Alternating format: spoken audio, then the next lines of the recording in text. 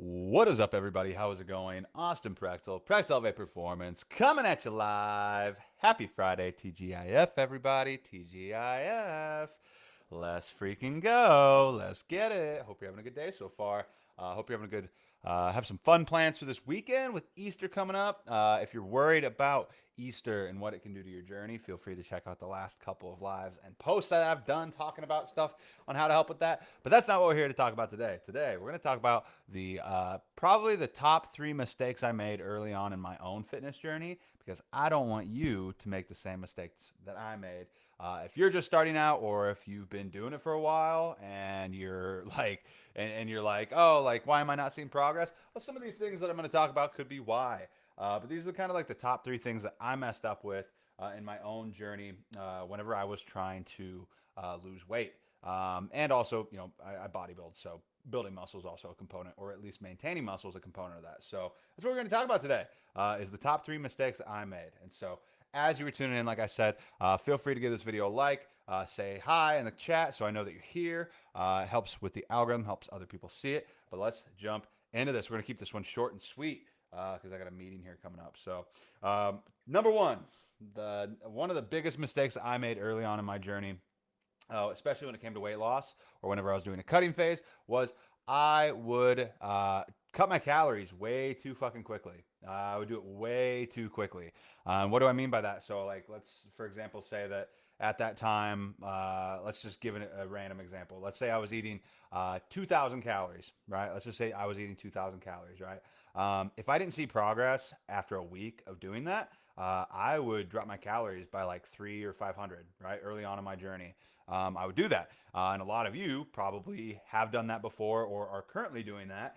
And I'm here to tell you that you shouldn't do that. And why is that? So, in your weight loss journey, there are a lot of like daily fluctuations and weekly fluctuations. Like if you're losing at like a sustainable rate of like half a pound to 2 pounds lost per week, you can have just an off day if you weigh yourself, and it can throw off and make it seem like you didn't make any progress that week when it comes to weight loss or fat loss. When in reality you did, but then you drop your calories because you don't think that you did, and so in my case, that's what I would do, and then I'm wasting a lot of like wiggle room for weight loss at the caloric intake that I was at previously.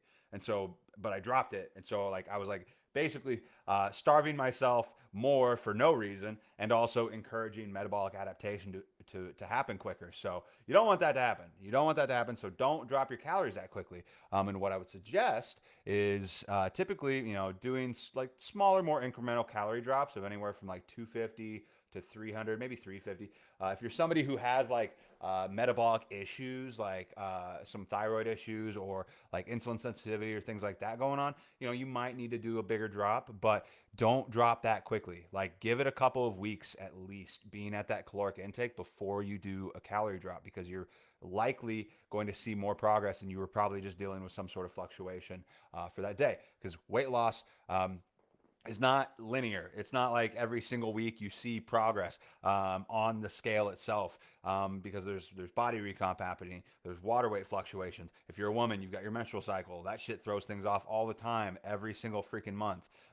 Trust me, I've had a large majority of my clients are women, and at least once a month their scale, their weight fluctuates anywhere from like, it may stay the same even though they, feel like they should have made progress, or it can jump up 2 4. I've had clients, their weight jump up 7 pounds just from their menstrual cycle. So like you can't, even though they are seeing progress, the hormone fluctuations, the water retention, food being in their bodies and shit like that, and literal like shit, like, being in your body and not going to the bathroom if you're constipated and things like that. Like those things impact what the scale says. So don't jump the gun and drop your calories too quickly, because that's something that I used to do, and I don't want you to make the same damn mistake that I made. So don't do that shit. Give it a couple of weeks at the same caloric intake before, and if you don't see progress after 2 or 3 weeks at that caloric intake, okay, then you can consider dropping your calories again.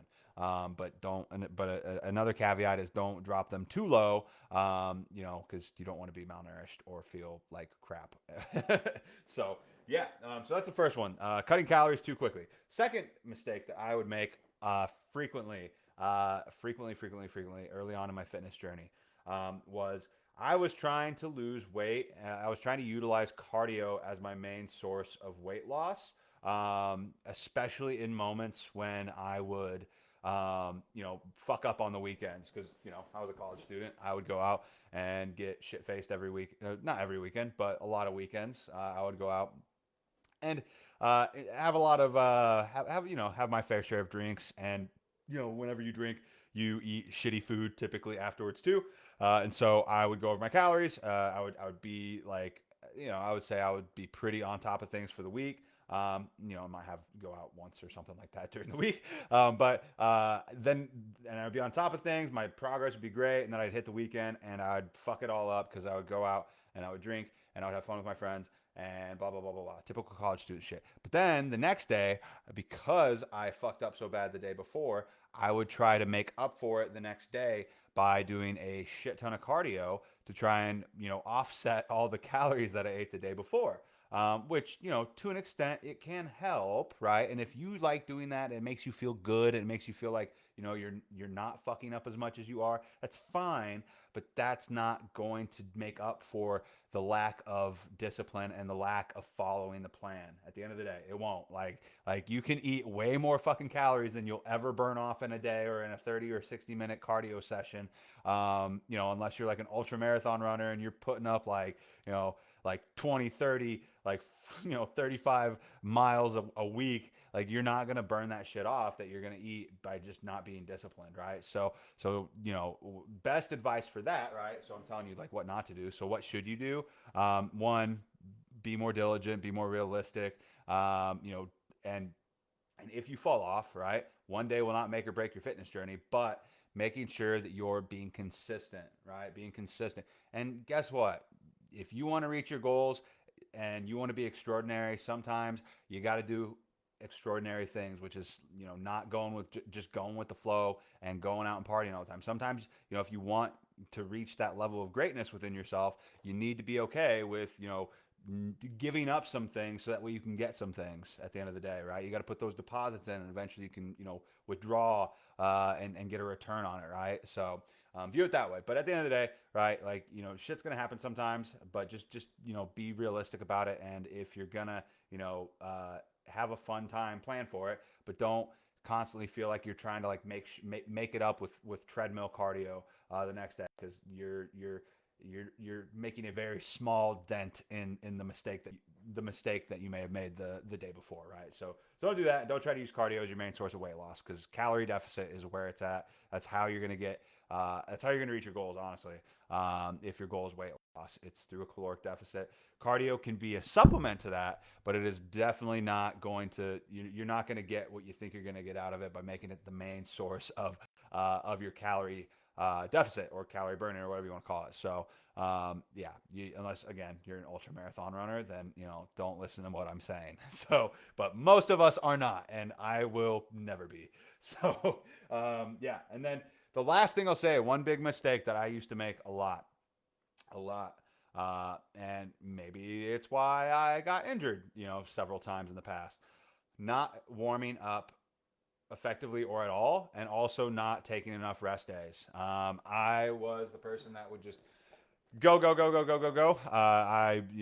To be fair, like if you, Jessica and I've been watching Letterkenny a lot lately, so I wanted to be like, to be fair, if you guys know what I'm talking about. Those of you probably don't. Let's see. And so for me, I would go, go, go. I would go to the gym. To be fair, I was like, kind of addicted to working out. Still am, absolutely am. I love it. But I would go 7 days a week, and I wouldn't take rest days until I get fucking sick. And then I would get sick. I'd feel like shit, and it would almost be like a forced rest day for like 2 or 3 or 4 days. And that's when I got my rest days. But I would work out 7 days a week for months on end. Like maybe like there was a period of time that for like 2 years straight, I might have taken maybe 5 rest days or something like that, something stupid like that. And if you're not giving your body adequate recovery, I'm lucky that I was young and and I wasn't even getting great sleep because I was in college and in grad school and shit like that. And like so, like I was probably getting less progress for more work, right? because rest is when your body recovers. Rest is when your body repairs itself. That's when the muscle is actually, built and your body's recomping itself. You break the muscle down when you're working out, but it repairs itself whenever you're, resting and sleeping and treating it right, which I was not doing very effectively. And so not getting enough rest days is super important. So like, don't work out 7 days a week. You can have an active rest day. You can go for walks or go for a hike or something like that. But making sure, or you can go stretch or do like some yoga or something like that, something different. But make sure that you're taking at least one rest day a week. A lot of people would probably benefit more from having, maybe even two, depending on, your age or where you're at right now in your journey. 2 rest days may be, more appropriate for you. But making sure that like, because a lot of people are like, oh, I'm just going to get to my goals faster if I do 7 days a week. And because they're like, oh, if 3 days is good, 4 is better, 5 is better, 6 is better. 5 is better than 3 typically for most people. 6 maybe even better because you get higher volume in of training and things like that. But 7, no, you need a rest day. The top people in the fucking world when it comes to building muscle and strength and things like that, they all have rest days. You need one too. So make sure that you're doing it. Because that was something that I was not very good about because I just liked going to the gym. And so I would. And then the other thing too, not warming up effectively, make sure you warm up at least to some extent, whether that's warming up through the movements, doing some lightweight sets and reps for the exercises that you're going to do. Maybe it's 5 minutes on the treadmill. The point is getting your joints lubricated, getting your body temperature up, so that way you're less getting blood forced into those areas. So that way you're not prone to injury. Because if you fucking injure yourself, you're not going to be able to train how you want to train. So make sure that you're taking time to adequately warm up. For me, I like to do like 5 minutes on a treadmill, or I like to warm up through the movement. I just like to get my body temperature up a little bit. I've even sometimes, and I don't know if this is like the best advice ever, but sometimes I'll, sit in the sauna for a little bit just to really kind of get warmed up and feel good before my workout. And so, those are some things that you could do. I don't do static stretching. That is not a good source of warming up. Dynamic stretching is okay for some people. But again, it just depends on what your goals are, what you're, doing that day. But making sure that you're having a proper warm up, is super important. It's going to help prevent injury. So you don't want to get fucking injured before you work out. Or like if you're on a journey, that's something that like fucks people over all the time in their journeys is they get hurt and they're like, oh, what's the point? I can't do anything, even though you could probably train other things. That's a whole other thing. But yeah, so making sure that you're warming up properly and taking adequate rest days is super important, guys. So cool. Other than that, those are my top 3 things. They're not my top 3, but those are 3 that, those are the top 3 that came to mind today. Mistakes that I, when I was young and dumb, would make, which honestly, feels like it wasn't that long ago. But yeah, hope that was valuable. Let me know your number 1 takeaway. Let me know one mistake that you might have made in the past that you don't make anymore in the comments. And let's share in our silly mistakes that we made when we were younger or earlier in our journey to maybe help somebody else not make the same mistake that we made. And at the end of the day, feel free to give this video a like. Helps with the algorithm, helps other people see this video.